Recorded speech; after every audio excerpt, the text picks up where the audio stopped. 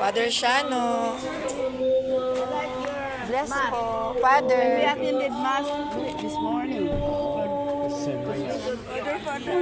Father Shano is here. Oh, sorry. Haggard.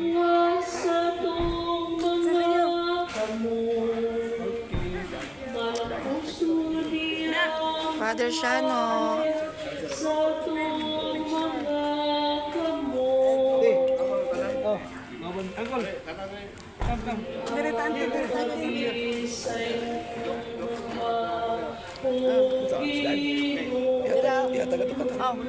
Kanan lang. James, Ino mag-glory up pa niya. Father Shano. Okay. ready, 1, 2, 3, smile. One more, ready, 1, 2, 3.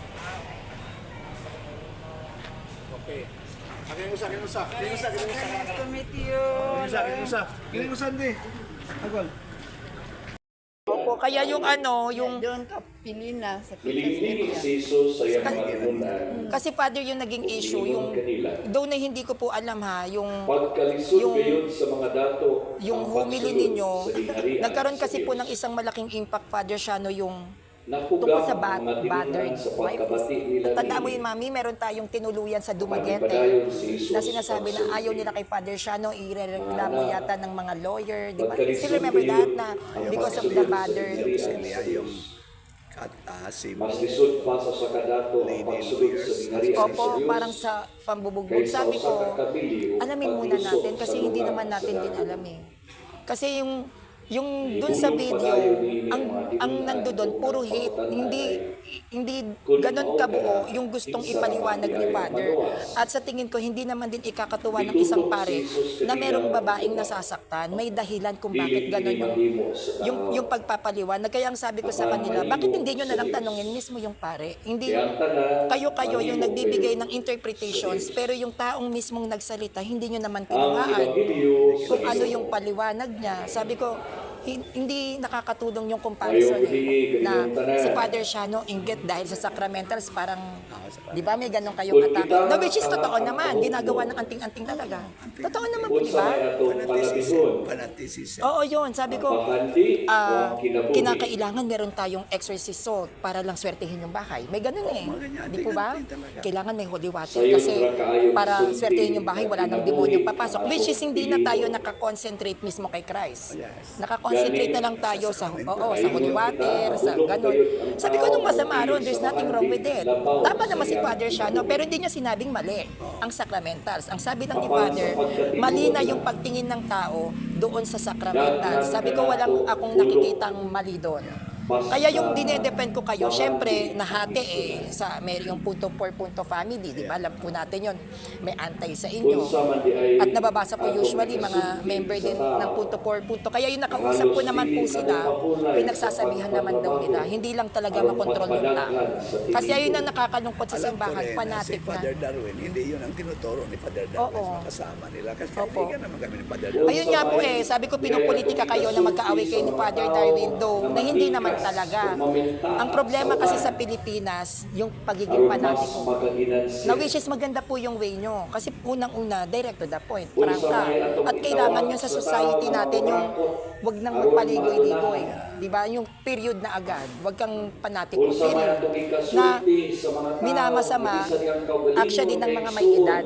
Kasi naiintindihan kayo ng kabataan. Ang nagiging problema na Kasi hindi open-minded yung oo, mga kasi edad. nga naman makaluma, baon pa. Kaya sabi ko sa mga CFD sa Metro Manila, I will prove to you na hindi masamang pare yan. Pupunta ako ng Cebu, buti na lang blessings in disguise, pauwi sila ng Pilipinas. Yung pauwi sila ng Pilipinas, yun po yung araw na binasya ko dahil pinagtanggol kita.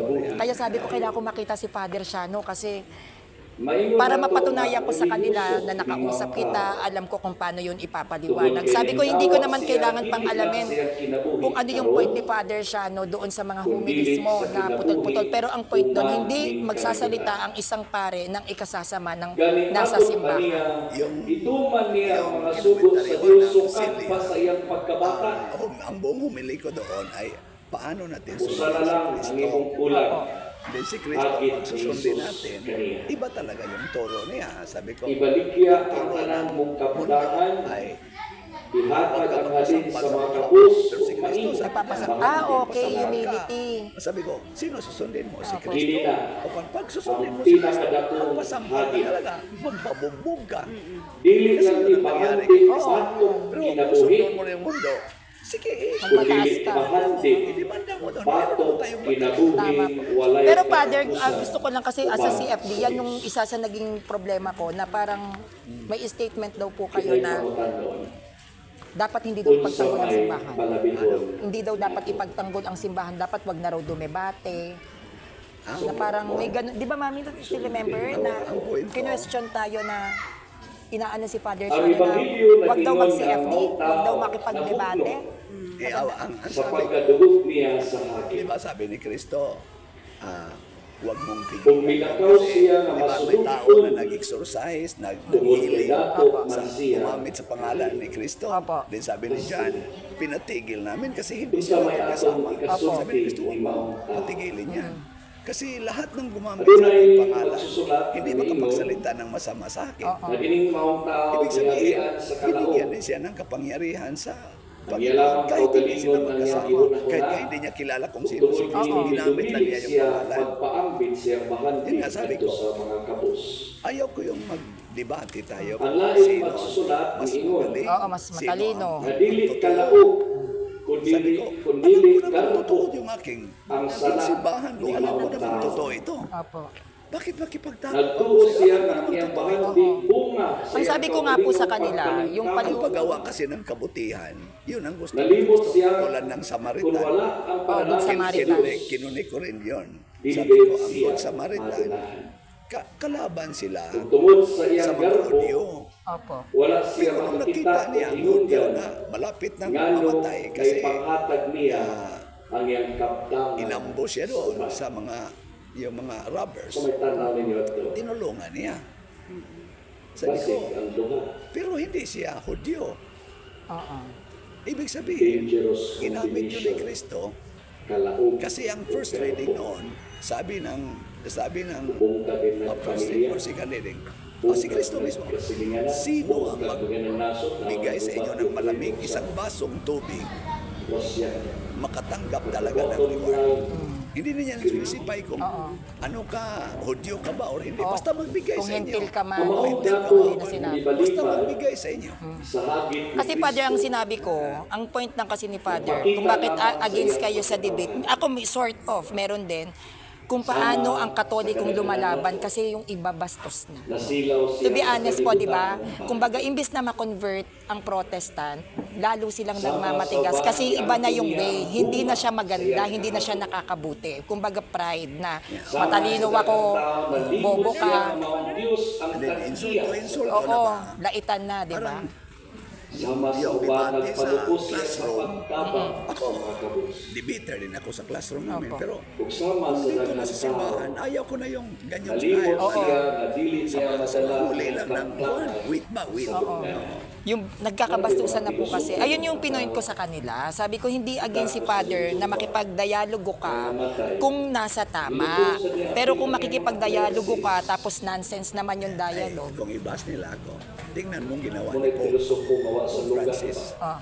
Yung Di ba, kabulog sa inorganize lipay. niya yung lahat ng mga religion doon. Oo, one world. Niya. Oo, One world. one world religion. Eh, bakit hindi natin gayahin yung Yung pagkakaisa, no? Unity.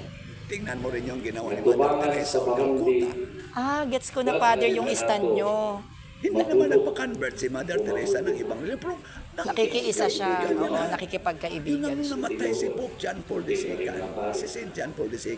Halos lahat ng mga bansa Gets leaders. Mao man gani ang Nung unang namatay si pagbasa Mother karon Teresa, nagdapit nandoon ka yung nato lahat ng mga leaders sa bansa. nga mangayo sa Ginoo Iba't ibang religion pa yun. Kasi sama sa gibuhat ang ni Solomon. simbahan natin, Catholic. What is a Universal. Catholic? Sa atong pag-ampo, Pag kanunay universal kitang ka, bakit malimot sa mayroon Mami, pagpahayag huwag kang sa pipili. Ginoo Wala sa akong- Mayroon kang tinuturo na hindi ka kasama sa amin. Wala kang Universal dapat na. pipiliin Sama sa mga hiyas, para sa mauuntay, lahat. Gets ko na, kasi Father, parang matao, sinasabi nyo na Catholic Church, universal, dapat yung love mo universal din. Whether Kristiyano o hindi, mahalin mo. nangayo, At igalang, igalang. Dito, wala sa gabong. may mga pumunta dito, mga pastor sa Iglesia ni Cristo. Gets Kung tumutini ang Diyos, Pentecostal, nahimuot mga pa tayo Seventh-day Mga Adventists, Protestant. mga Mormons, pumupunta dito, bumibili pa sa aming mga slots. Magkaibigan kami. Gets ko na May po. mga born again dito pumupunta, magpa-picture pa sa akin dyan. Sabi lang, Father, mas maganda ka kasi nagustuhan namin yung mga humili Tama, mo. oo. Hindi ka naninira sa amin. Ang galing, Father. Ngayon ko Magbibili, magmisa ako ng patay. Patay. Ang magpa-picture sa akin, ang mga kuha nila, mga relatives Ang nila, mga galing. ibang relihiyon. may Hindi na yan nagsalita, hindi na tayo nag-pinpoint ng Katoliko. Ito ang Bible, salita ng Panginoon. Ang salita ng Panginoon ay para sa lahat. Para sa lahat yan. Nangingon ko, gusto dyan may makakita dyan di Father siya. Hindi siguro, Father, di ba mas maganda kung kesa makipagdebate ka, i-explain mo na lang yung aral ng simbahan. Di ba nasa sa kanila kung tatanggapin Yun. o hindi, di ba? Pag hindi tinanggap, respetuhin mo. Kapag tinanggap at lumago yung faith, mag-thank you ka, Lord, thank you, ginamit mo ko. Wag na yung away, kasi minsan yung debate, nagkakos siya lalo ng away. Kaya nagkakaroon ng division, kasi pagalingan eh. Ilang meters lang mula dito, siguro mga 500 meters dyan. May simbahan dyan sa Protestant. Born again. Marami sila kasama ng mga mahirap. Mamibigay ako dito ng bigas. Wow. Binibigyan ko sila. Nagla-line up din sila dito, kuha ng bigas. Buti na lang, Father, hindi kami na-scam. Kasi meron sa akin nag-message kahit sa kanya same tayo, di ba? Pangalan nyo. Pangalan ko kasi lagi ako nabibigay. Kaya Father, dili dito ikaw. nangihingi ng pera. Meron akong 90 houses na kinonstruct ko last year. Ngayon Galing, no, magkakasama ako Mami, ng no? 61. Dalawa o tatlo nga houses na pamilya na binigyan Ang namin galing. ng bahay. Mga ibang relihiyon. Ayan ang dapat. Iglesia ni Cristo. Actually, ganyan dapat.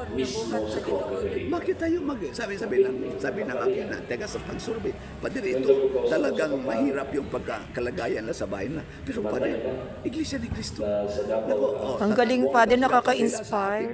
Tatanggap pa sila sa ating tulong. Uy, pa rin, tuwang-tuwa talaga. Ako sige, construct the house. Actually, Father, you are a blessing in disguise. Kasi I am a debater, I am a Catholic defender. Kasi nung hindi pa kita nakakausap, ang mindset ko kasi, I have to defend the church. Kailangan kong baliin yung paniniwala mo. But at the end ng discussion, hindi kita kakausapin. But now that I am talking to you, dun ako nagkaroon ng isip na pwede naman kaming magkaibigan eh. Na hindi ko siya kailangan kontrahin. Di ba? Hindi pa ako pare. Diyan pa ako nagtrabaho sa bangko. Yung kasama ko, katable ko lang, pastor ng born again. Lagi niya akong inaatake kasi alam niya nasa simbahan ako naglilingkod. Sabi ko, Brad, tinawag ko siya, Brad, ikaw pastor ako, hindi ako pare. Pero pwede ba? Mag-sharing na lang tayo kung anong mas ginagawa maganda, natin. oo. Kaysa tanungin mo ako, hindi ka makatalo sa akin kasi ang pinanigan ko ang aming relihiyon. At hindi rin ako makatalo sa kay pastor kasi Oo, samahan wala natin magpapasakop natin. kasi. Nako, sige, i-prove ko lang sa akin kung ano yung ginawa mo maganda. Basta ako naglilingkod ako simbahan. At dito tayo magkaisa. Pati mga NPA nga, mga NPA, naging kaibigan ko. Parang gusto ko yung ganyan. Gusto ko yung ganyang way, Father. Kasi, di ba ganyan din naman ng mga apostles? Nagkukwentuhan sila, uy, narating ko to, may na-convert akong Instrumento sa para magkahiusan. Magkaisa ba? Hindi magkaisa na ang relihiyon ko dapat ilipat ko sa iyo o ikaw lilipat ka sa akin. Bago tayo magkaisa. Sabi ko, pwede tayo magkaisa kahit hindi natin baguhin. Opo, kasi ang nangyayari ngayon, Father, ang nangyayari kasi sa napapansin ko ngayon, pag hindi ka Katoliko, sa impyerno ka. Ganon yung iba. Di ba? O kaya, parang naiisip ko na parang yung salvation, ipamahagi natin sa lahat. Yung love, ipamahagi, wag natin solohin.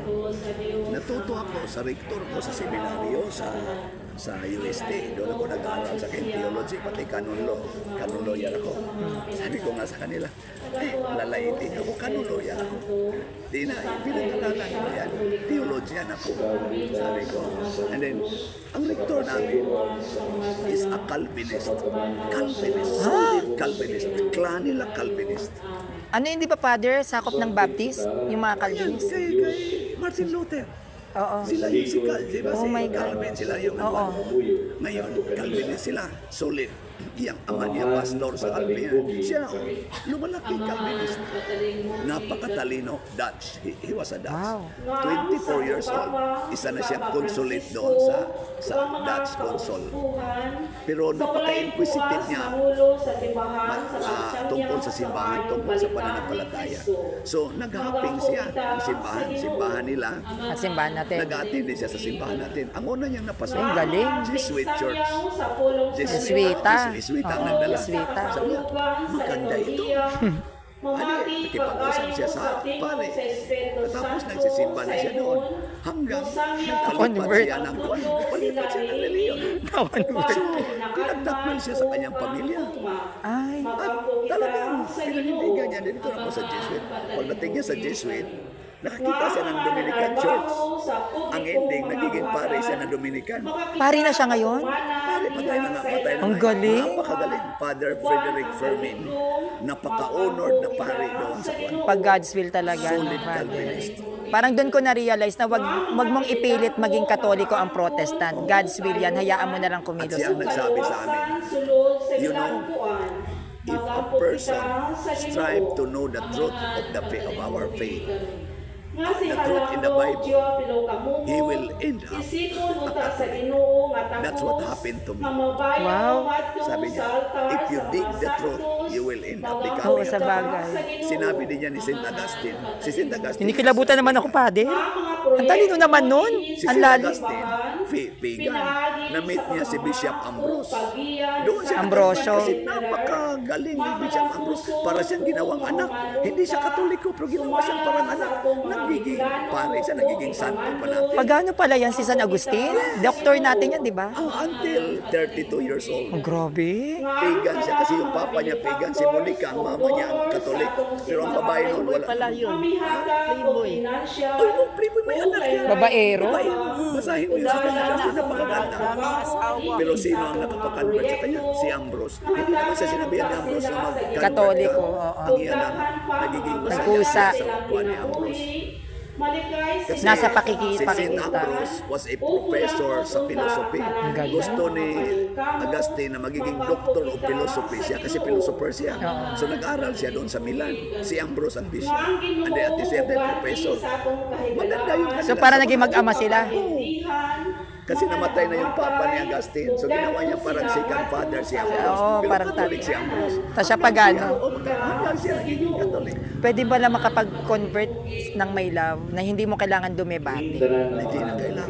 Na hindi mo kailangan, kasi parang, Dito, nakabinyag na ako ng 3 couple na mga iglesia ni Cristo. nag-convert na po. Nag-convert sila para Ang galing. magpasal. Matagal na silang nagsama na civilly married. Parang ganyan, parang gusto ko na mag-shift. Sabi ko, ayaw ko na makipagdebate sa kanila if they can find my record here. Maliban sa dami kong kaibigan na mga Protestants at iba pang mga relihiyon, may nag-convert na dito. Marami na talaga. May mga Muslim nagpa-convert ng Katoliko, pero dapat daw ako ang magbinyag sa kanila. Alam niya natin ating office. Father mo, kumpirma sa Calgary. Oh, confirm. Magpakasal sila. Allowed Pero na kami sa kanang bishop. inaala, Father, na dili magpakasal mo, magpakumpirma lang sa imo ma. Adili ko pwede ka. Oh, bishop. Kamang ko, si bishop pa na. Bishop. Alipay ni Father ay na-meet ka na mo pa kayo. Sige, radyo ko paminaw sa imo sa At Facebook. least, nakausap kita. O, sa TV, radyo ko Pero maminaw ni niya. ayaw man ako makipagdebate, hindi na ako sumasagot sa mga nagbabasa akin. Sabi ko, ang ginagawa ko dito is a testament man na kung ano ang ginawa. Australia, Father. Oh, Sa akin kasi, Father, masakit yun para sa akin. Kasi syempre, pinaglalaban ko yung simbahan, makakakita ko ng paring binabash. sila dito. Masakit yan. sa akin Kaya yun. mga kasama ito, nagagalit. Sabi ko, huwag na kayong magalit. alam na ninyo kung ano ang ginagawa ko. Be happy. Let us be happy. Sila hindi nila alam. Sige lang, hayaan mo lang sila. Kasi kung makausap ko sila, meron Wala dito. tayong naod alaga sa Ginoo. Meron Hindi kasi meron doon, pinost ko yun sa Facebook eh. Ano yun, Father, nag-viral yon na sinabihan si Father na heretiko. Tapos meron pa rin mamatay ka na. Tapos may mga mura. Sinabi ko sa kanila, ikaw ba ay dapat tularan ng mga kapwa Katoliko natin? Ganyan ba dapat ang maging ugali ng isang Katoliko sa mga kaparian para lang sabihing matalino ka? Sabi ko, hindi ba kapag alam nating nasa tama tayo, hindi tayo dapat nagsasalita ng masama. Dapat proud ka na malitong paring to. Dapat i-correct mo. Sabi ko, pero yung magsalita kayo, nasasabihan nyo yung paring mamatay na, pag buumurahin ninyo, sasabihin yung heretiko, hindi ka na doon dapat nagpare. Nasaktan Oo, ako. meron mga kwan. Bakit nagpare pa ito? Ipakuan ito sa Oo, bisya. nasaktan po talaga. Sabi sila niya. Eh, tita ko po kasi madre. Kaya nasasaktan ako sa mga pare. Jesus ganyo, kapilat gilansan pang diya sa cross, Ilan Jesus. pa sa cross. Ibato pa. Hindi ang masakit. Mga pare ang nagpako sa kanya. High priest. Oo, ang masakit po kasi sa akin, Katoliko. Kaya nababasa siya ng Protestant. Kaya nangyayari yung Protestant, o tingnan nyo yung mga, paano sila magiging Katoliko kung nakikita gano'n ang ugali ng Katoliko rin, di ba? Na kung nagpakita na lang sila ng simpati o tinanong si Father na, Father, bakit gano'n yung statement mo? Di ba? Baka sakaling naliwanagan pa sila, hindi yung basta husga na lang ng husga. Kaya sinadya ko po kayo dito talaga. Kaya ikikwento ko yan sa kanila, manahimik na mga bunganga nila. Nagbabasa akin ng Katolik. Sa totoo lang, hindi talaga sa totoong Katoliko. Tama. Katolik ini not in practice. Tama po. Not by heart. Sige, Pastor. O, sige po, Father, marami pong salamat. Baba ko lang. Teka lang, madilim. Ayan, let's talk about kay Father Shano Ubod. Yan, tayo ay naka-live. Yan. Tagal kong hindi nag-live, no? At ako ay nandito sa Cebu. No, at kakauwi ko lang galing ng Bohol. So, mag-share ako ng very, very light regarding dun sa mga naging travel ko sa Bohol at saka sa Cebu. So, ako ay nasa Cebu. Nung ako ay nandito sa Cebu, para akong alien, I feel weird actually kasi at first, ako lang yung mostly, or not say not mostly, but all the time, talagang Tagalog yung dialect ko. So, medyo nahihirapan akong mag-adapt sa culture ng mga tao dito. Kasi meron silang culture dito sa tinitirahan ko na may araw sila na hindi sila pwedeng kumain ng pork, ng meat. So, napakahirap, lalo na kapag puro isda. Dahil hindi man ako sa nag-iinarte sa isda, pero yung isang klaseng isda lang. So, medyo nahirapan ako. So, pero okay naman. No? Actually, yung pagkain ng isda is good for the health. Now, nandito ako sa Cebu at yung town na napuntahan ko ay very religious town. Talagang, they are very devoted kay Saint Michael the Archangel, tapos I met na mga iba't ibang tao. So, most of the people, they are telling me na, Sanrio, you are blessed, you are lucky, kasi you were being adopted, no, ng Australian, ang dami mong pera. Sa totoo lang, nung inadapt ako ng parents ko, which is they are Australian citizen, hindi po ako nakakahawak ng pera. Alam po yan ng mga, kasi nandito ako nakatira sa side ng mami ko na Australian. So, alam nila, no? Alam nila yung attitude ko dahil almost 1 month din ako dito. Alam nila yung kung paano ako makisama, no? At hindi talaga ako mahawak ng pera. Kahit piso hindi nila ako binibigyan ng pera. Ang ang setup nila sa akin, sabihin mo kung ano yung gusto mo, bibili nila, pero yung bibigyan ka ng pera, hindi. No? At saka talagang napakahigpit nila. Nagkaroon nga ng piyesta dito, talagang bawal ang alak, bawal ang inuman, bawal ang and everything. So, yung pag-travel ko rito sa Cebu, yung nagsasabi na mayaman ako, hindi po. Hindi ako yumaman. Let's say sabihin na lang nating treat. Tinreat lang nila ako dito. Pero yung claiming na mayaman ako, hindi. Nilibre lang din ako. Parang nagpunta tayo sa isang lugar na sponsor, 'di ba? Ini-sponsoran lang ako. Pero yung sabihin na mayaman dahil Australian sila, hindi. Ano yan? False accusation. So, nandito ako sa Cebu. Then, after that, nagpunta ako ng Negros Oriental to meet my BFF, my beshi, Christian Ray Garcia. Kay Christian Ray Garcia, thank you sa pag-offer mo sa mass, no, sa mga namatay namin na family, no, kasi nagbigay si Mami sa kanila ng dapat ipagdasal sa mga patay. At si Christian Ray Garcia, when I met him in social media, party goer, so kaya kami na magka-close. Then naging siya, religious siya, no, sa sobrang siguro sa pananood niya rin, the way how I defend the Catholic Church. Sa sobrang pananood niya is tawag nito, naging devoted siya lalo sa simbahan. Ngayon isa na siyang lector sa simbahan at tumahawak siya ng mga kabataan. Actually siya yung isa sa leader, no, ng simbahan nila diyan sa Sibulan. So after Sibulan, when the CFD Dumaguete found out that I was in Sibulan, so they texted me that kung pwede raw akong ma-invite as a guest sa Dumaguete. So me and my parents, we go to Dumaguete to preach and to stand as a Catholic, no, mag-public preaching. So it was actually my first time to experience yung public preaching. So yung nag-public preaching naman, yung una, kinabahan ako kasi syempre, pananoorin ka ng mga tao at sa personality ko, hindi siya natural sa akin. So, bago kami mag-public preaching, sinama ako ni Kuya June Santillan, isa sa CFD Dumaguete. Na-meet ko yung mga president doon, yung officers. So, nagpunta kami sa radyo.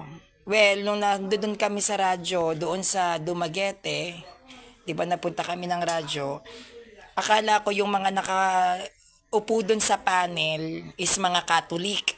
Kasi wala pa akong experience na radio station na Catholic na Protestant. So first time kong maka-encounter na may radio station pala ang mga Protestant. So pinaupo ako doon on the spot and then nagkaroon ng debate face to face, no, at naka-live. I was shocked talagang kasi hindi ako nakapag-review noon. Alam niyo ng CFD Dumaguete, kaya kabado ako na my God, hindi ako prepared. Tapos I was facing na doon sa iba't ibang mga Protestant sila. Ano yung gagawin ko? Ano yung sasabihin ko? And I prayed so hard na, Lord, listen to me, listen to my prayers. No, though I am not in a state of grace, I am not worthy to pray for you, to call help for you, Lord, because I am a sinner. I hindi pa ako nagko-confess, Lord, please this time I need your help. Pag ako natalo, matatalo ka. Yun yung nasa utak ko. So nagkaroon nga ng debates, no, ng public preaching. Then after that, tapos ng public preaching, no, dumiretso kami sa plaza, no, after ng public preaching. So nagplaza kami. Then after ng plaza, doon nga nag-public preaching. So kabado na naman ako kasi ang daming nanonood doon ako naka-encounter na nung ako sa public, nagpi-preach regarding sa doctrines ng Catholic Church. Pamilya, naghihintuan sila, tapos yung iba kaedad ko, na which is nakagano, no? So syempre ako intimidated ako sa gano'n, na titig, gano'n. So sabi ko hindi, I need to continue this.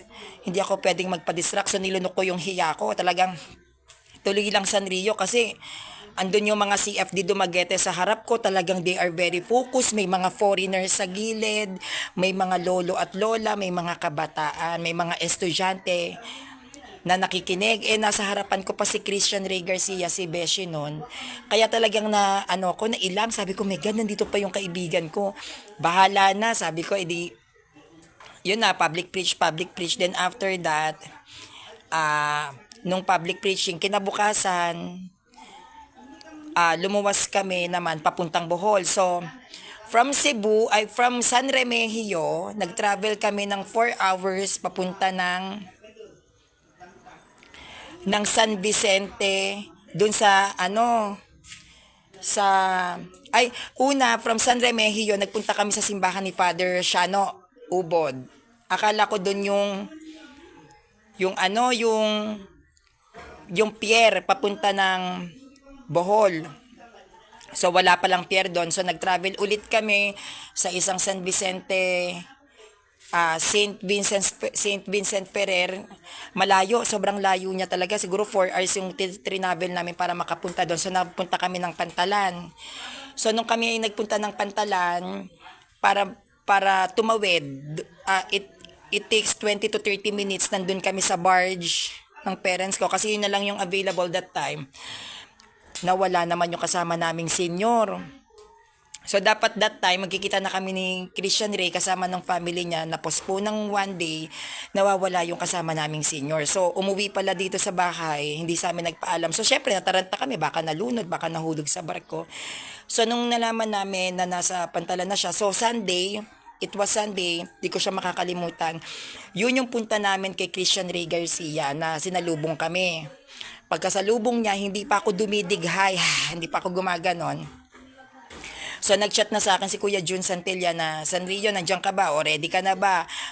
Sunod-sunod yun, yung Sunday na yun, yun yung face-to-face debate ko, yun yung public preaching ko, yun yung diretso punta ko kila Christian Ray, tapos 2 simbahan yung napuntahan namin. Isang katedral, at saka isang simbahan dyan sa Sibulan, kay San Vicente Ferrer. Kaya nga sabi ko, puro San Vicente Ferrer yung napuntahan kong simbahan. Sino ba to? Bakit may pakpak? Kasi hindi ako masyadong mahilig sa mga life ng saints eh. So, aaralin ko siya.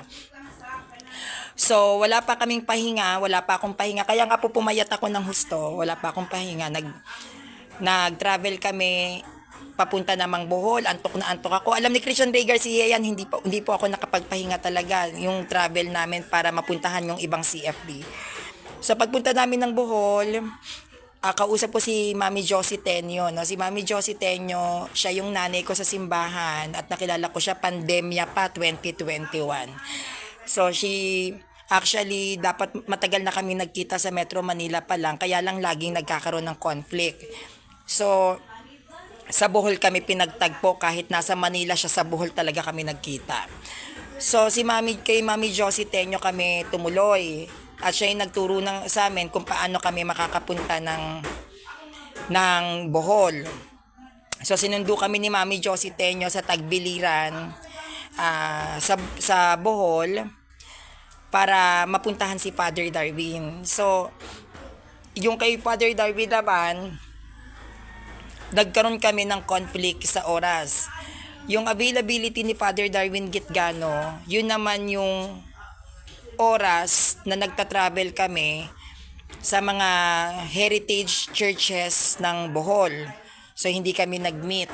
Tapos, busy si Father Darwin kasi magkakaroon yata siya ng pilgrimage sa Italy, if I was not mistaken. Kaya hindi kami talaga nag-meet. So, ang na-meet ko sa Bohol ay ang CFD Bohol. Yung president doon na hindi ako familiar talaga sa mga CFD org na yan. So, na-meet ko sila doon sa Bohol. Nung nandoon ako, na-meet ko sila. Tapos, nagkaroon yun yung time na si Father Darwin Gitgano is magpa-public preaching sa sang bayan ba yung tawag doon? Basta may isang bayan na tinatawag.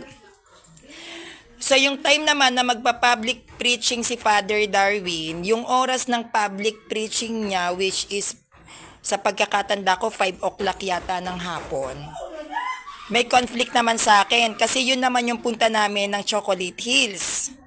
So hindi pa rin kami nagkita. So after nung travel namin sa Chocolate Hills, nagpunta kami sa mga historical churches ng Bohol.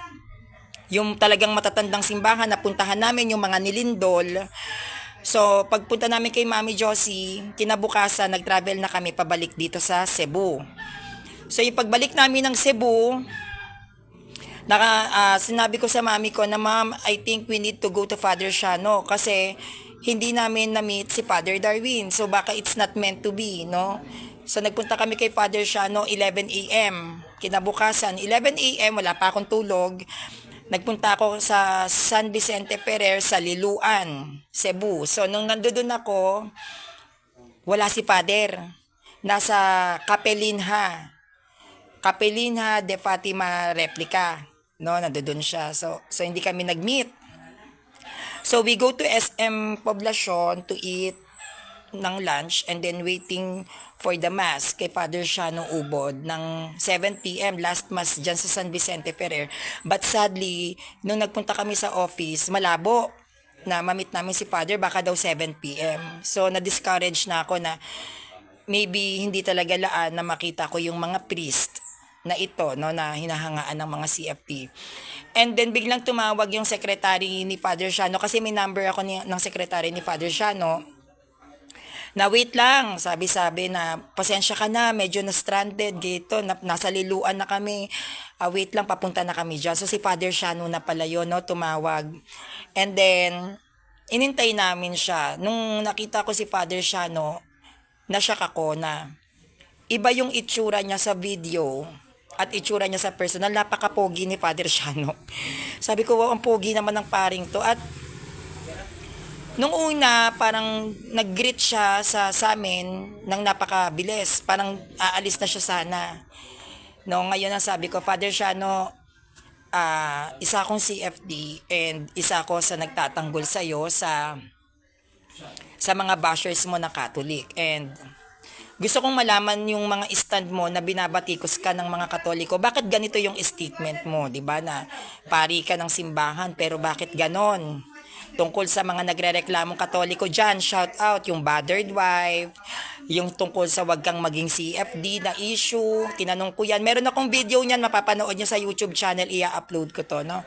So, ang statement ni Father Shano doon sa binubugbog ng asawa na nagreklamo yata yung mga lawyer ng Cebu, yung mga woman ba yun? Woman lawyer ba yung tawag doon? Mga kababaihan na abogada dito sa Cebu para ireklamo si Father Shano Ubod. Doon ko narinig yung statement niya na hindi niya sinabi na magalak ka o matuwa ka dahil binubugbog ka.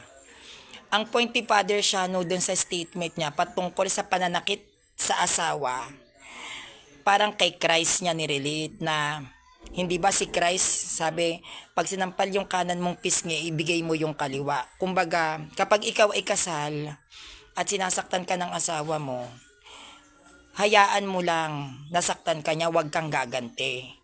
Mahalin mo pa rin yung asawa mo sa kabila ng pangit niyang ugali. Diba, kumbaga, kapag napunta ka sa marriage na which is yung napangasawa mo ay nananakit, very abusive, mahalin mo daw. Kasi si Kristo nga, di ba, kumbaga, ang nagpapatay kay Christ, high priest ng Judaism, di ba? Imagine niyo mga high priest, so ano sila ng God the Father, di ba? Pero pinatay nila si Christ, pinako sa krus. Pero hindi naman nag-complain si Christ na hindi nyo ba alam na ako ay Diyos, hindi naman gumanon si Christ, di ba? Pero nagpakababa. Kumbaga, sa buhay pag-aasawa, kapag naka-encounter kayo ng asawa na nananakit, ipagdasal nyo. Yun yung sinasabi ni Father Shano Ubod, na yakapin nyo. Di ba, kumbaga, sinuntok yung mukha mo, pasuntok mo pa yung kabila. Yun yung sinasabi ni Father na kahit na nasa ganun kang sitwasyon, mahalin mo pa lalo yung asawa mo, magpabugbog ka pa. Ganon, magpagulpi ka. Then the secondly, yung sa CFD. 'Di ba nagkaroon ng issue na wag kang magde-defend ng church, no? Na wag kang maging CFD.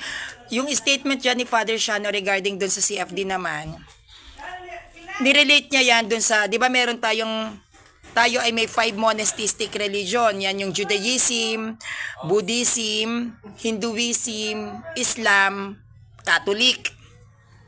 5 monasteistic religion. Ang stand ni Father Shano dyan, si Pope Francis, hindi naman nakipagdebate sa Islam. Hindi nakipagdebate sa Judaism. Hindi naman nakipagdebate sa Hinduism. Hindi nakipagdebate sa Buddhism. Hindi siya nakipagdebate sa mga kapwa Katoliko. Parang ang gusto ni Father Shano, nung base sa nakuha ko dyan sa opinion niya, na against siya sa CFD, hindi naman siya against. Kumbaga, pwede naman natin daw yun irespetuhin kung paano si Pope Francis ay nagpapasakop sa paniniwala ng ibang religion. Kumbaga, kesa debatihin mo para sa kanya yung mga protestante, bakit hindi na lang daw natin ipaliwanag yung aral natin? Ipaintindi sa kanila na ito yung aral ng Katoliko, sana maintindihan mo at iintindihin ko yung aral mo. Kumbaga magagalangan tayo ng aral. Kasi hindi daw tayo makakapag-convert kung puro tayo debate. Ang ibig niyang sabihin, may mga debate kasi na toxic na. Na imbis na maipaliwanag natin yung aral natin sa maayos na paraan, may mga Katoliko kasi na may personal na rin. Kumbaga, hindi na siya nagpipreach, hindi na siya nagde-defend. Kumbaga, nakikipag-away na. Which is yun ang iniiwasan ni Father Shano na maging traits ng mga Katoliko when it comes to defending or explaining the teachings of the Catholic Church. So, ayaw lang ni Father Shano na dumating sa point na sa debate is mag-away-away. Diba napupunta na sa awayan, ayaw niya yon. Kaya niya sinabi na ayaw niya ng debates. Dahil doon yung mga nagkakagulo. Kasi sabi ni Father Shano, spread love. Pwede naman daw makapag-convert nang hindi ka nakikipagtalo. No? At maganda rin naman yung sinabi niya, 'di ba, na nakakatulong din naman siya na si Pope Francis nga, 'di ba, nirerespeto yung paniniwala ng Judaism, ng Islam, ng mga Chinese, ng Buddhism, 'di ba? Nirerespeto niya lahat ng paniniwala nila. So bakit hindi na lang daw natin respetuhin yung paniniwala ng Protestant at ipaliwanag na lang sa kanila yung aral ng simbahan at kung hindi nila tanggapin, irespeto na lang natin sila. So yun yung paliwanag niya. No, ang sabi ko nga kay Father na nagagalit ako sa bumabatikos kay Father Shano, no? Kasi Katoliko ka pa man din, minumura mo si Father Shano Ubod, feeling mo perfecto ka, theologian ka. Ang sabi ni Father Shano Ubod sa akin, yang mga tao na nagmumura sa'yo, nanlalait sa'yo, binabash ka, sa kabila ng pagbibigay mo ng effort para sa simbahan, Katoliko lang sa pangalan yan. Pero hindi yan tunay na Katoliko. Father Shano Ubod na yan, di ba? So nakakahiya naman.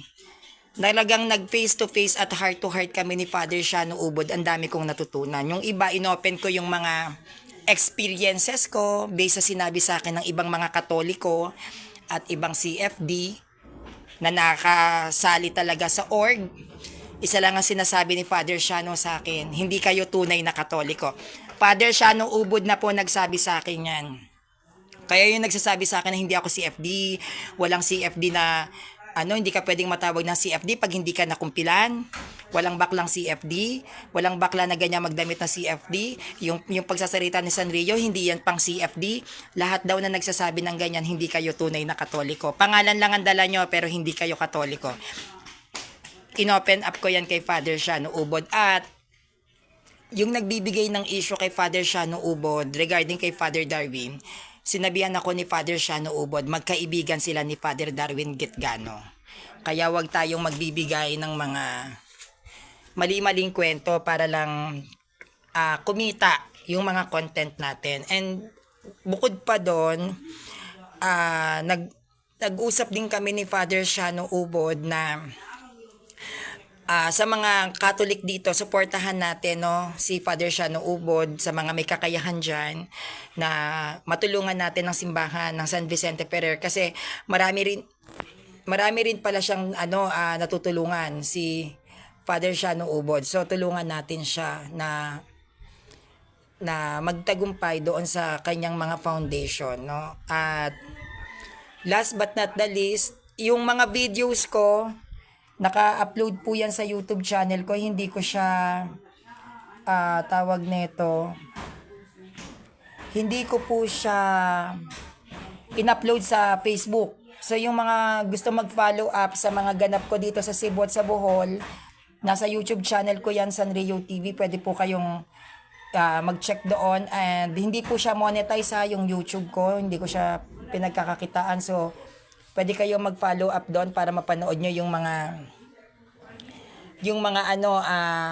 mga ganap ko from Cebu sa Dumaguete at saka doon sa Bohol, nasa YouTube channel ko. At saka sa mga nagsasabi, kasi nung ako po ay pumunta ng Cebu, bukod kay Christian Ray Garcia na, Sanrio, bakit nagpapaitim ka? Bakit hindi ka mag-ayos?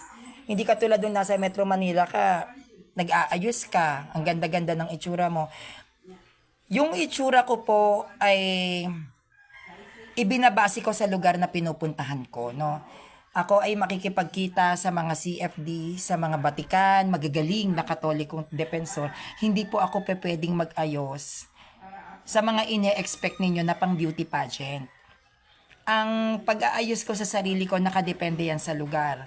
Kung ang pupuntahan kong lugar ay party, pang-party syempre yung itsura ko. And besides, hindi po ako conscious sa itsura ko, no. Nandito ako sa Cebu, nandiyan pumunta ako ng Bohol, pumunta ako ng Dumaguete. Wala po akong pakialam kung maitim ako. Kasi ang gusto ko, ma-enjoy ko yung mga dagat, no? Sabi nga nila, nakakaitim ang dagat, nakakaitim yung tubig dito sa Cebu, sa Visayas, masusunog ang balat mo. Wala po akong pakialam doon kasi ine-enjoy ko yung creation ng God sa mga karagatan dito sa Pilipinas. So, pumangit man ako, mahagard man ako, umitim man ako, it's okay kasi pag bumalik naman ako ng Maynila, babalik din naman yung dati kong kulay. At saka, naniniwala kasi ako, umitim ka man o pumuti ka, pag maganda ka, maganda ka.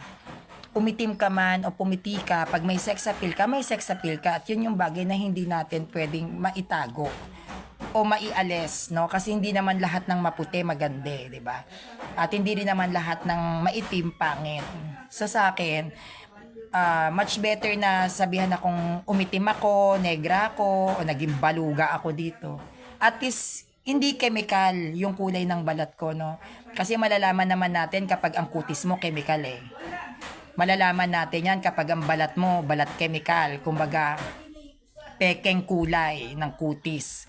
Ang kutis ko po, natural na kulay ko yan. Hindi ako trying hard na maglalalaklak na kung ano-ano para lang maraming manligaw sa'yo, maraming magkagusto sa'yo, maglalalaklakan na kung ano-ano. Hindi. I'm proud sa balat ko. I'm proud sa itsura ko. Umitim ako, pumuti sa mga pinupuntahan ko, it's okay. Kasi hindi naman po beauty pageant ang pinunta ko kung bakit ako nandito. Pumunta ako sa Cebu, pumunta ako ng Bohol para makilala yung mga CFD na masipag na pinagtatanggol ng simbahan. So wala po sa aking issue yon. So kaya sa mga kapanalig ko rito, no, sa mga nagsasabi na ang yaman ko kasi ang parents ko Australian, no. Hindi po nila ako binibigyan ng pera. Kaya pag uwi ko na naman sa Maynila, normal na naman ang buhay ko. At saka hindi po ako humihingi sa kanila. Never ako nang hingi ng pera sa kanila. Alam po nila yan. At hindi rin po nila ako pinalaki at inispoiled sa pera. Hindi po sila ganon na klaseng magulang. Ang sasabihin lang nila sa akin, meron ka bang gustong ipabili? Ayun, ituturo ko lang. Alam niya ni Christian, tumira ako sa kanila. Alam niya ugali ng parents ko. Ano sila, dahil iba yung utak ng mga Australian sabihin mo kung ano yung gusto mo pero hindi ka hawak ng pera. Alam yan ni Christian, bibili kami ng pagkain sa kanila. Bibigyan man ako ng pera, kasama ko si Christian, sobrang eksaktong amount lang yung binibigay sa akin. Kumbaga, pambili ko lang ng shampoo, kung magkano yon, ayun lang yung natatanggap ko. Pero yung too much money, bibigyan ako halimbawa, sa pag-i-stay ko dito, 1,000 pesos, hindi. Ang sinasabi lang nila sa akin, ano bang gusto mo sa Rio? Anong kailangan mo sa pagbablog mo? Yon, bibilihin nila yon. Pero yung bibigyan ako ng pera, hindi po. Kaya hindi po ako mayaman, ha? And magkakaroon po pala ako ng Bible Quiz Bee. Yan ay aking shinolder na obligation, ang Bible Quiz Bee. At hinihingi ko ang suporta ng mga kapanalig ko. Yung may mga extra na Bible dyan, or yung may kakayahan na magbigay po ng Bible para sa akin, kasi ibibigay ko yan sa mga youth para maipagpatuloy ko yung Bible Quiz Bee. Yung may mga kayang nakapag-donate po sa akin ng rosary, malaking bagay din po yan. Rosary and Sacred Images. Kasi nandito po ako sa Cebu, then bumili ako ng Sacred Images na ibibigay ko na pang price for the Quiz Bee. Nagkakahalaga siya ng almost 500 pesos ang isa. So bumili ako ng 5 piraso kasi yung ibang image doon ibibigay ko sa mga kapanalig natin na nag-i-struggle sa physical health. Then bumili na rin po ako ng rosary dito rin po sa Cebu na ipang-pa-price ko din po sa Bible Quiz Bee. So, hindi pa kasi ako nakakauwi, kaya hindi ko siya minamanage. Then, 10 person lang po yung kukunin ko muna dahil medyo mahal. Kasi gusto ko lahat ng sasali, kahit papano, ay may 200 pesos na makuha. Siyempre, kahit papaano, pan-load man lang, meron man lang akong maitulong sa kanila. So, sa tuwing magkakaroon ng Bible Quiz Bee, 2,000 pesos yun agad. Ano pa lang yon, elimination round, gumagastos na ako ng 2,000 pesos. Wala pa po yung Sacred Images dyan. Bali, second time na tong Bible Quiz Bee na ginaganap sa In Defense of Truth. Bukod po yung shipping fee. No, lahat po yan ay shoulder ko. No, shoulder ko po yan. So, yung gusto po akong tulungan at makabawas-bawas man lang po yung bigat. Alam nyo naman na hindi rin naman ako ganun kamilyonarya. Yung mga gusto pong tumulong na makapag-donate ng Bible, kasi yan ang ano sa akin ngayon, talagang hinihingi ng mga kabataan, Bible, Rosary Guide, tsaka Sacred Images. Usually ang hinihingi sa akin, kung hindi Santo Niño image, Saint Joseph, the Dreamer ba yung tawag doon, Saint Joseph at tsaka Nazareno, hindi ko naman po kaya kung lahat yan iso-shoulder ko. Lalong-lalo na po yung shipping fee. Bukod pa po yung shipping fee niyan, lahat po yan shoulder ko. At ginagawa ko lang po ito sa mga kapanalig nating Katoliko na mas lalo silang ganahan na mag-research patungkol sa ating doktrina. So nandito ako sa labas ngayon maglalaba, pero nagmabilisan lang ako na pagla-live kasi wala pong signal ang mga network dito. Ang Smart, ang Globe, ang TNT, lahat ng SIM network, even dito SIM, patay ang network dito. So, ang meron lang dito, piso wifi. And yung piso wifi pa dito, nagloloko. At yung lugar na ito ay talagang very provincial, liblib. So, sinasabi nga nila is, probinsya na to ng Cebu. Kumbaga, probinsya na para sa akin yung Cebu. Nasa probinsya pa ako ng probinsya. So, napakalayo, no?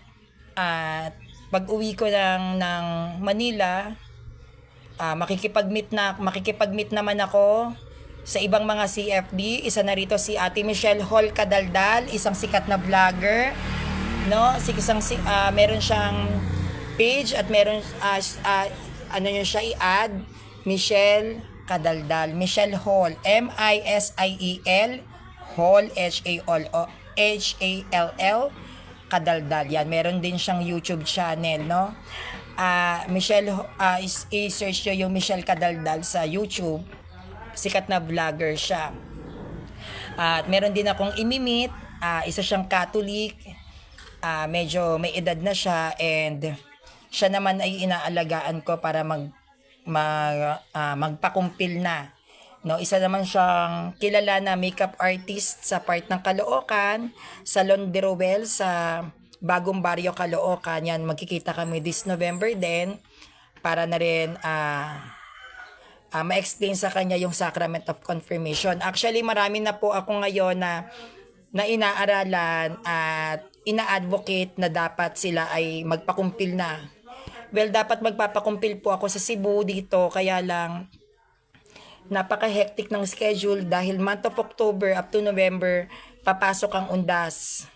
So sinabihan ako na sa diocese na lang ng Metro Manila, doon ako tumanggap ng Sacrament of Confirmation. So, ganun po yung mangyayari. So, yung kumpil ko, yung confirmation ko, gaganapin ko na lang sa Metro Manila. So, lalakarin ko yung Sacrament of Confirmation ko this November pag uwi ko ng Maynila.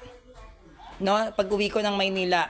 So, doon pa lang ako magsisimula na magpakumpil, no? So, kailangan daw kasi ang requirements is baptismal and certificate na ikaw ay tumanggap ng First Communion. But it depends ata yon sa diocese. No, meron kasing diocese na ang kailangan lang is baptismal, meron naman hinihingi pa yung certificate ng nag-First Communion ka. So, whatever it is, kung saan man, yun yung mga requirements. So ako, yun ang lalakarin ko pag uwi ko, yung certification ko ng First Communion ko. Pero sa iba hindi siya hinihingi, sa iba required siya para magkatanggap ako ng kumpil. Then, hindi ko lang alam, sana shout out, no, sa mga gusto akong makita. Kasi yung pauwi po ako ng Bohol, talagang maraming Catholic na nabitin. Yung iba gusto talaga akong makita, kaso yung pag-alis kasi namin, biglaan. No, yung pagpunta namin kila Mami Josie Tenyo, pagpunta namin doon, 2 days lang yon, uwi na ako agad. Kumbaga, wala kaming time para mag-meet and greet sa ibang CFD na nag-PM sa akin na, Sanrio, I wanna meet you, I wanna have a picture with you, let's picture together. Hindi ko siya naibigay sa ibang mga CFD na gusto akong makita. Doon na nasa Bohol na rin, taga Bohol sila at nasa Bohol na rin naman ako. Sobrang kulang kami sa oras kasi ang uwi ko is October 21, Monday yon. So, October 20, Sunday, nasa Cebu City na ako. So, diretso na ako ng flight. 6 a.m. yung flight ko. So, madaling araw pa lang dapat nasa airport na ako. So, hindi talagang sinusulit namin yung araw. Kaya nga sabi nila na, Sanrio, kapag nagpunta ka ng Dumaguete, yan, i-PM mo ko sa amin ka tumira. Dito ka muna magstay. And thank you sa warm welcome ng mga Bisaya sa akin. I am not expecting this na ma-appreciate nyo ako. No? Doon na ako ay Tagalog at hindi talaga marunong magbisaya. And dumating pa ako sa point talaga rito sa Visayas region na may mga tumatawag sa akin in a Visayan dialect na hindi ko maintindihan.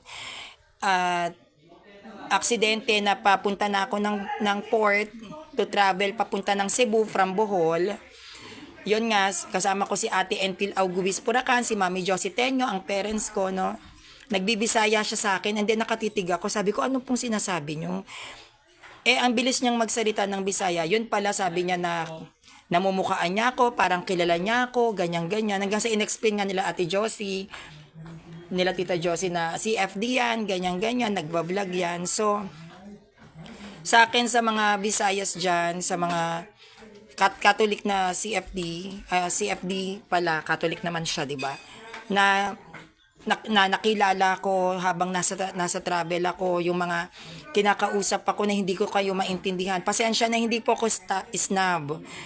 Hindi ko lang kayo maintindihan. Hindi ko po alam kung ano yung sinasabi niyo sa akin. Sa mga nagsabi po dyan na parang kilala kita, namumukhaan kita, or Sanrio, pwede bang ganito, pwede bang ganyan. Hindi ko alam kung gusto niyo bang mag-picture-picture tayo. Pasensya na po kasi hindi po talaga ako Bisaya. Kaya hindi ko kayo naintindihan. Kaya yung time pa naman na yun, nagmamadali talaga ako. Kasi ang dami ko pong pinuntahan. So, pag uwi ko ng Manila, magre-rest lang ako for a week. Then, sa November, pagtapos ng undas, pupuntahan ko na yung mga kaibigan ko. Si Kuya Ruel Balala, si Ate Michelle Hall Kadaldal, no? makikipag-meet na ako sa kanila para at least tawag neto, makabanding ko naman yung ibang mga CFD, no. Syempre, salamat din sa CFD Dumaguete, sa Protestant Radio Station, yung Yes FM sa Dumaguete, sa bumubuo ng CFD Bohol, Team Maria. Thank you very much sa pag-welcome po ninyo sa akin sa lugar ninyo, sa Punto per Punto family, and advance happy birthday kay Kuya Gugoy Diaz, no? Advance happy birthday, and thank you for inviting me to your birthday, but sadly your birthday will be, I think, celebrated on October 20. Nasa Cebu pa ako, no? So hindi ako makakapunta sa birthday mo, Kuya Gugoy. So, I know na, diba, pinag-usapan natin, na sinabi ko sa iyong pupunta ako sa birthday mo, but sad to say, nasa Cebu pa ako, no? Talaga nagkaroon tayo ng conflict sa pag-uwi ko, no? Pero advance happy birthday sa inyo. Sa mga CFD rito, yung mga videos ko sa Visayas, naka-upload sa YouTube ko kasi ngayon na ako nakapag-live dahil my Facebook account, it was restricted for a month. Reported kasi ako ng mga sulpot. So, napipersa ako na i-upload yung mga videos ko directly na lang sa YouTube channel ko. And yung mga nagsasabi din na bakit hindi ko i-monetize o yung anong tawag sa Facebook, professional mode. Hindi po ako nagpe-Facebook to earn or to gain something. Hindi po. This is only my offering or my contribution for the Catholic Church and for God, na dahil ako ay kahit papaano ligtas at safe, hindi naman po dapat lahat binabayaran o dapat bayaran ka. May mga bagay na kailangan din nating magbigay ng sukle, 'di ba? Kumbaga, nagbigay ang Diyos sa atin ng blessing. Siguro naman hindi naman din masama kung magbibigay ka ng walang bayad. Kaya pagdating po sa simbahan, hindi po ako nagpapabayad. Kaya sa mga nagsasabi dyan na dahil ako ay may parents na Australian ay mayaman na ako, hindi po. Nagmumukha lang akong mayaman kasi syempre yung mga lugar na napupuntahan ko ay hindi part ng Metro Manila. Pero pag uwi ko po ng Metro Manila, back to normal na naman po yung buhay ko, no? Let's say na nilibre lang nila ako dito sa Cebu. Yan, nilibre lang nila ako dito. Blessed pa rin ako kahit papaano. Supportive sila. Nagkaroon ako ng parents na supportive pagdating sa simbahan at pareho kami ng mga trip talaga. I am so thankful doon na foreigner yung naging tatay ko, no? Yung daddy ko ay foreigner, which is kaya niyang i-adapt yung culture ng mga Pilipino, lalong-lalo na yung attitude ko, no? At masaya ko na napapasaya ko din sila. So, kita-kits po tayo sa Metro Manila. Ang uwi ko ay October 21. Ngayon kasi, tuturuan ako ng sister ko dito, si Ate Agnes Lepiten, shout out. So, magle-leche flan siya. And magtatry akong uminom ng tuba. Yan, tatry nating ma-live doon. Magtutuba-tuba tayo at saka yung video okay. Pero hindi muna siguro ako magpapa-video okay kasi baka makopyright yung live. So titikman natin yung tuba tas magluluto. Sayang kagabi nag-swimming kami sa dagat kaya lang gabi na kaya hindi ko na rin siya na-live. Gabi na kasi hindi rin makikita yung ganda ng dagat. Pero ganun pa man, kapag nagkaroon ulit ng pagkakataon na makapag-travel ako ng Visayas, may mga naka-line up naman ako na mga taong gusto kong makita. Kagaya ni Bro Socrates Fernando. Si Bro Soc, gusto ko siyang makita in person. Sa Cebu lang sila dyan sa city. Si Kuya Paul Alima. Actually, invite ako sa Bible study dyan sa Bohol dahil gahol nga kami sa oras, hindi ako naka-attend. Ini-invite din ako ng Bible study dito sa Cebu, na sa Recoletos University. Hindi ko alam kung saan yun. Yon ng every Monday. Gahol din ako sa oras, hindi rin ako nakapunta. Ngayon kami ni Ate Jong Chua dapat mag-limit din. No? At siya ay CFD Cebu, main secretary. Hindi ko alam kung matutuloy kasi ang daming inaasikaso ng parents ko. Then, nagpaplano rin na pinapupunta ako ng plaza dito sa Cebu. Nakalimutan ko yung plaza dito kung saan daw nagdedebate yung mga CFD versus Protestant. May mga CFD daw doon na parang hindi raw buo yung pagpunta ko sa Cebu pag di ko siya napuntahan. But sadly, hindi ako makakapunta dyan kasi nga ang dami pong inaasikaso ng parents ko. So, malayo kami sa city, 4 hours ang biyahe namin kaya hindi po ako makapunta. But next time kapag nakapunta ako ulit dito, well, ipag-pray nyo, siguro yan naman ang aasikasuhin ko, yung mga lugar na hindi ko mapuntahan. Basta i-follow up nyo lang ako kung saan ako dapat pumunta para ma-reach out ko kayo. So, yun lang po, marami pa akong gagawin and have a nice day. At please, mag-follow kayo sa In Defense of Truth kasi dyan po nagaganap ang ating Bible Quiz Bee. Yan, nandyan po rin ako lumalaban ng mga live debates ko sa In Defense of Truth. Sabi ni Kuya Gugoy Diaz, di mo na-meet si Father Darwin, nasa Europe ba siya? Ang alam ko si Father Darwin nasa Italy. Doon siya nag-pilgrimage and yes, hindi kami nag-meet. Kasi nga, after nung public preaching niya, which is wala ako during that time, nasa Chocolate Hills kami, si Father Darwin kumain lang dun sa kumbento kung saan siya natutulog, umalis agad, siguro nilalakad niya yung mga papers niya kasi nga, meron siyang travel out of the country, so hindi kami nagkita. Maantay ko pa naman sana siya, kaya lang that time, hindi ko na siya naantay kasi magta-travel naman ako, magta-travel ako papunta ng Cebu. Kaya hindi kami nag-meet. No? So yun lang po. Have a nice day and I hope nag-enjoy kayo. At be safe. God bless you. Kita-kits po tayo sa Metro Manila. Yun lang po. Please subscribe on my YouTube channel, Sanrio TV.